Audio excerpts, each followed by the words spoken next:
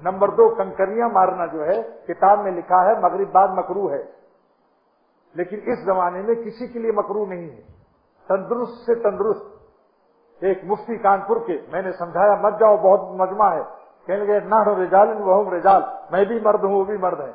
گئے تو ہانستے ہوئے آئے، سانس تیز تھی، کہہ رہے تھے میں تو ٹنگ گیا تھا، ٹنگ زمین سے میرا پیر اٹھ گیا تھا، کلمہ پڑ گیا تھا کہ آج نہیں بچوں گا۔ آپ تم ٹھیک کہہ رہے تھے، کیونکہ میرا ساتھی تھا طالب علم گروانی، اس نے کہا اب میں فتویٰ دیتا ہوں کہ افضل وقت میں جانا مجمع میں حرام ہے، خودکشی ہے، اسی وقت میں جاؤ افضل۔ اب مکروہ وقت جو کتابوں میں لکھا ہے اب مغرب بعد جاؤ۔ اللہ تعالیٰ کا احسان ہے کہ حج کے 5 دن کو اللہ تعالیٰ نے جو 5 دن کی راتیں ہیں وہ دن کے تابع بنا دیا۔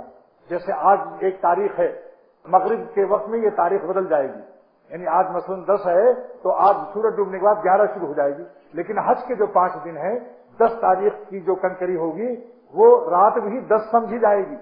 جس نے رات کو کنکری مارا صبح صادق سے پہلے عشاء بعد بھی مار لیا، صبح صادق سے گویا اس نے 10 کو ماری۔ تو یہ 5 راتیں اللہ تعالیٰ نے اپنے حاجیوں پر شفقت اور رحمت کی بنا پر دن کے تابع فرما دیا۔